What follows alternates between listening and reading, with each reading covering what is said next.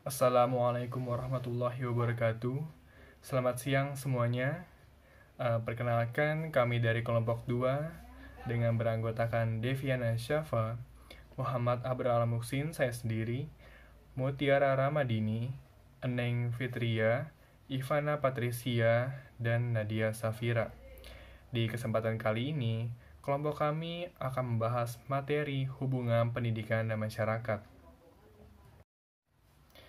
Bahasan pada mind mapping dengan materi hubungan pendidikan dan masyarakat ini diantaranya meliputi pengertian pendidikan dan masyarakat, fungsi sekolah pendidikan dan masyarakat, hubungan masyarakat dan pendidikan, hambatan hubungan pendidikan dan masyarakat, serta solusi hambatan hubungan pendidikan dan masyarakat. Rumusan masalah pada pembahasan kali ini diantaranya, yang pertama, apa pengertian pendidikan dan masyarakat? Yang kedua, apa saja fungsi sekolah, pendidikan, dan masyarakat? Yang ketiga, bagaimana hubungan masyarakat dan pendidikan? Yang keempat, apa saja hambatan dalam hubungan pendidikan dan masyarakat? Yang terakhir, bagaimana solusi dari hambatan hubungan pendidikan dan masyarakat? Saya akan menjelaskan mengenai pengertian pendidikan dan masyarakat. Pertama, pengertian pendidikan. Pendidikan berasal dari kata didik yang berarti cara atau proses. Sehingga pengertian umumnya, pendidikan adalah proses pengembangan potensi manusia melalui pengajaran ataupun pelatihan. Jadi, pengertian pendidikan secara umum ialah mengembangkan potensi diri kita melalui pengajaran-pengajaran yang telah diberikan oleh Bapak Ibu guru kita, baik melalui pendidikan formal atau informal melalui lembaga atau instansi, dan juga pelatihan-pelatihan yang diberikan.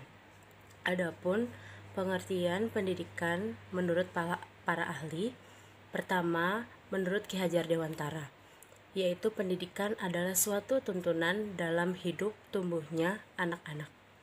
Yang kedua, menurut Stella Van Patten Henderson, yaitu pendidikan suatu kombinasi dari pertumbuhan dan perkembangan insani dengan warisan sosial. Yang ketiga, menurut Constam dan Goning, pendidikan adalah pembentukan hati nurani manusia, yakni pendidikan ialah suatu proses pembentukan dan penentuan diri secara etis yang sesuai dengan hati nurani kita. Yang keempat, menurut Undang-Undang Sisdiknas Nomor 22 Tahun 2003, pendidikan merupakan suatu usaha yang dilakukan secara sadar dan terencana untuk mewujudkan suasana dan proses pembelajaran agar peserta didik secara aktif mampu mengembangkan potensi yang ada di dalam dirinya untuk memiliki ketentuan spiritual, keagamaan, kepribadian yang baik, pengetahuan diri, pengendalian diri, berakhlak mulia, kecerdasan, dan keterampilan yang diperlukan oleh dirinya dan masyarakat. Yang kedua, pengertian masyarakat. Pengertian masyarakat secara umum ialah sekumpulan manusia yang relatif mandiri dengan hidup bersama dalam jangka waktu yang cukup lama, mendiami suatu wilayah tertentu dengan memiliki kebudayaan yang sama dan sebagian besar kegiatan dari kelompok itu. Jadi pada dasarnya, pengertian masyarakat secara umum ialah sekelompok manusia yang hidup bersama dan mendiami suatu wilayah dengan tujuan dan harapan yang sama, menciptakan keharmonisasian di lingkungan masyarakat.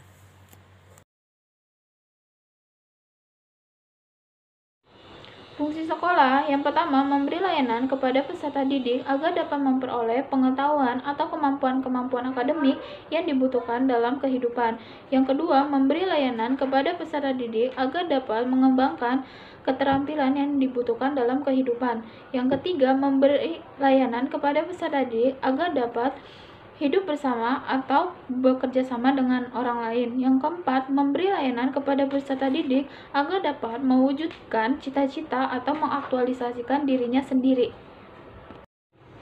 Lalu ada fungsi pendidikan. Yang pertama, untuk mempersiapkan seluruh masyarakat dapat mandiri dalam mencari nafkahnya sendiri. Yang kedua, membangun serta mengembangkan minat dan bakat individu demi kepuasan pribadi dan kepentingan umum. Yang ketiga, membantu melestarikan kebudayaan masyarakat. Yang keempat, menanamkan keterampilan yang dibutuhkan dalam keikutsertaan dalam berdemokrasi. Yang kelima, menjadi sumber-sumber inovasi sosial di masyarakat. Lalu ada fungsi masyarakat. Yang pertama, social alignment. Yang kedua, social control. Yang ketiga, sosial media. Yang keempat, sosial standar. Hubungan masyarakat dan pendidikan. 1. Peran masyarakat terhadap pendidikan. Pendidikan dalam konteks ini adalah usaha untuk membimbing dan mengembangkan potensi peserta didik secara optimal agar mereka dapat berperan sesuai dengan tuntutan dan kebutuhan masyarakat dan lingkungan. Dalam hal pengaruh sekolah terhadap masyarakat pada dasarnya tergantung pada luas tidaknya produk serta kualitas pendidikan itu sendiri. Semakin besar output sekolah tersebut dengan disertai kualitas yang mantap, dalam artian mampu mencetak sumber daya manusia yang berkualitas, maka tentu saja pengaruhnya sangat positif bagi masyarakatnya. Sebaliknya, meskipun lembaga pendidikan mampu mengeluarkan outputnya, tapi dengan SDM yang rendah secara kualitas, itu juga jadi masalah, tidak saja bagi output yang bersangkutan, tapi berpengaruh juga bagi masyarakat. Pendidikan dan masyarakat saling keterkaitan. Untuk mengembangkan pendidikan diperlukan partisipasi dari masyarakat. Untuk selalu peduli akan berpengaruh pendidikan terhadap kehidupan masyarakat. Masyarakat dalam konteks ini berperan sebagai subjek atau pelaku pendidikan. Tanpa adanya kesadaran masyarakat akan pendidikan, maka negara tidak akan berkembang. Kita akan tergantung pada orang atau negara lain yang jauh lebih berkembang dari kita. Maka dari itu peran masyarakat terhadap pendidikan sangat berpengaruh untuk perkembangan wilayah atau negaranya sendiri. Melalui pendidikan, masyarakat dapat memperoleh ilmu yang dapat ia manfaatkan di dalam kehidupan untuk kesejahteraan bersama. Yang kedua, ada peran pendidikan terhadap masyarakat. Yang pertama, fungsi sosialisasi. Pendidikan diharapkan mampu berperan sebagai proses sosialisasi dalam masyarakat bisa berjalan dengan baik, sehingga proses sosialisasi bisa berjalan dengan wajar dan mulus.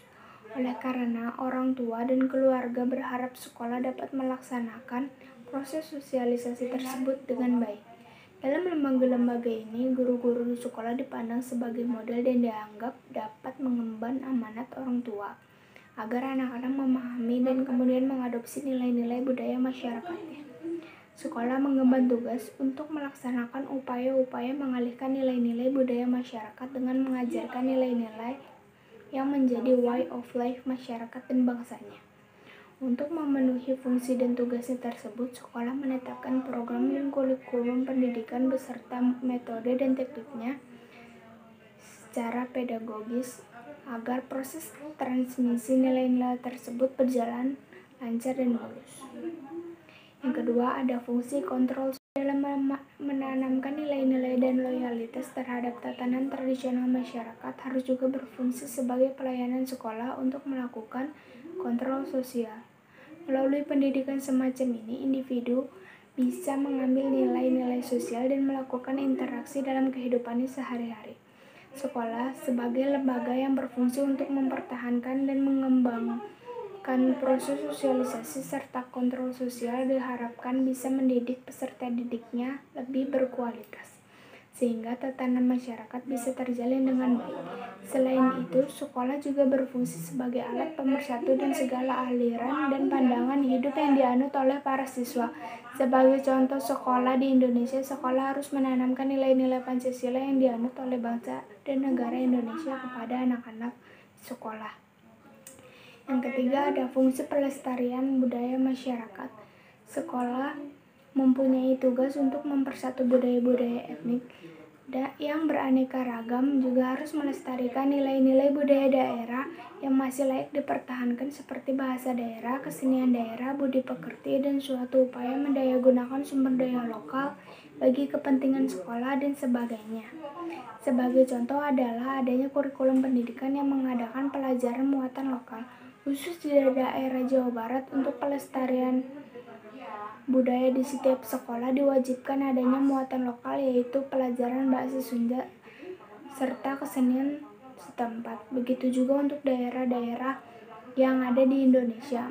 Dimaksudkan supaya siswa lebih cinta terhadap daerahnya serta tanah air. Yang keempat, ada fungsi seleksi latihan dan pengembangan tenaga kerja. Jika kita amati apa yang telah terjadi dalam masyarakat dalam rangka menyiapkan tenaga kerja untuk suatu jabatan tertentu, untuk seleksi masuk suatu perguruan tinggi selalu diadakan seleksi. Sebagai contoh, untuk proses seleksi masuk tertentu harus mengikuti ujian tertentu, harus menyerahkan nilai UN atau NEM, dan setelah penyerahan nilai itu maka dicari yang tinggi dan dari nilai tertentu sampai nilai yang terendah. Namun jika nilai yang digunakan dalam proses seleksi ini, maka bagi yang mendapat nilai rendah harus menerima perlakuan untuk masuk di sekolah dengan kualitas yang kurang baik. Demikian pula untuk yang mendapatkan jabatan pada pekerjaan tertentu. Mereka yang diharuskan mengikuti seleksi dengan berbagai cara yang tujuannya untuk memperoleh tenaga kerja yang cakap dan terampil sesuai dengan jabatan yang akan dipangkunya. Yang fungsi pendidikan dan perubahan sosial. Fungsi pendidikan dalam perubahan sosial dalam rangka meningkatkan kemampuan peserta didik yang analisis kritis berperan untuk menanam keyakinan-keyakinan dan nilai-nilai baru tentang cara berpikir manusia. Pendidikan pada abad modern telah berhasil menciptakan generasi baru dengan daya kreasi dan kemampuan berpikir kritis. Sikap tidak mudah menyerah pada situasi yang ada dan diganti dengan sikap yang tanggap terhadap perubahan. Cara-cara berpikir dan sikap-sikap tersebut akan melepaskan diri dari ketergantungan terhadap bantuan orang lain. Dengan demikian, peserta didik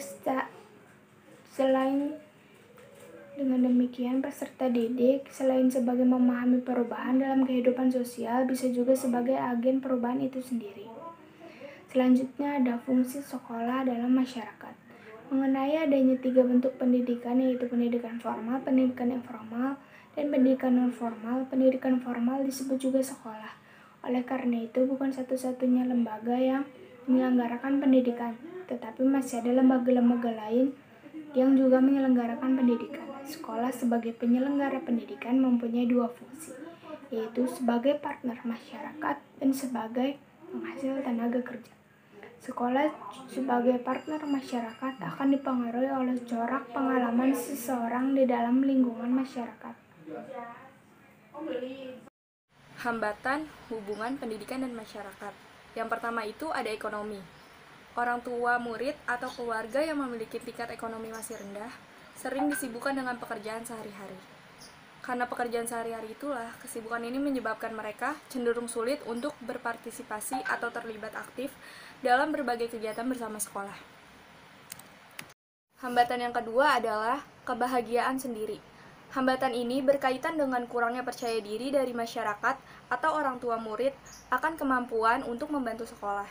Demikian juga dengan pihak sekolah sendiri sering muncul perasaan ketidakpercayaan akan kemampuan untuk mampu membantu orang tua murid dalam mengatasi masalah-masalah pendidikan anak di rumah. Akibatnya, kolaboratif tidak dilakukan secara optimal. Hambatan yang ketiga adalah faktor antar generasi. Faktor ini merupakan salah satu faktor yang dapat mengganggu terciptanya kemitraan dan keterlibatan orang tua murid dan masyarakat terhadap pendidikan di sekolah. Orang tua murid yang usianya sangat tua atau tokoh masyarakat yang sudah sepuh cenderung tidak mau terlibat banyak dalam berbagai kegiatan kolaboratif. Meskipun sebenarnya keterlibatan mereka sangat dibutuhkan oleh sekolah, sehingga sering sekolah tetap menyantumkan nama tokoh dalam struktur tim atau komite tertentu di sekolah, tetapi sebenarnya mereka tidak bisa banyak berbuat di sekolah. Dan yang keempat adalah waktu. Faktor waktu merupakan salah satu hal yang menjadi pertimbangan bagi masyarakat dan orang tua murid untuk terlibat dalam berbagai kegiatan kolaborasi untuk membantu sekolah. Lebih-lebih masyarakat atau orang tua murid di pedesaan dengan pekerjaan petani lebih banyak waktu di sawah yang mengakibatkan tidak memiliki waktu yang cukup dalam kegiatan kolaboratif atau partisipasinya. Dalam kondisi seperti ini, diperlukan kreativitas guru dan kepala sekolah dalam melakukan manajemen hubungan sekolah dengan masyarakat. Hambatan yang kelima adalah faktor norma dan nilai budaya. Faktor budaya yang melekat dan pandangan yang kuat seakan-akan guru adalah seorang ahli, sehingga memiliki kemampuan untuk mengatasi segala masalah yang sudah ada. Akibatnya, orang tua sering menyerahkan sepenuhnya keberhasilan pendidikan anaknya kepada pihak sekolah, karena pihak sekolah dianggap sebagai pihak yang memiliki kemampuan untuk membentuk anak-anak mereka. Kepala sekolah perlu meyakinkan guru dan orang tua murid, serta masyarakat, bahwa sehebat apapun guru dan sekolah tidak akan mampu membuat anak berprestasi luar biasa tanpa dukungan orang tua murid dan masyarakat, demikian pula sebaliknya. Hambatan yang keenam adalah faktor budaya kelas yang tidak terbuka menyambut orang tua murid sebagai tamu. Keterbukaan sekolah dan kelas untuk partisipasi orang tua murid dan masyarakat masih belum optimal. Ada keraguan pihak guru dan sekolah akan keterlibatan optimal mereka. Terkadang muncul ketakutan kalau orang tua murid dan masyarakat melakukan intervensi pada hal-hal teknis yang menjadi kewenangan guru. Sekolah dan guru takut dicampuri tugas dan kewenangan, dan takut sekolah justru menjadi bermasalah dengan keterlibatan orang tua murid dan masyarakat secara optimal di sekolah. Selanjutnya, hambatan yang ketujuh adalah faktor pengalaman masa lalu. Sekolah sering memiliki pengalaman negatif akibat keterlibatan orang tua murid dan masyarakat terhadap sekolah. Hal ini membawa dan memengaruhi sekolah untuk enggan berbuat banyak dalam membangun kemitraan yang optimal.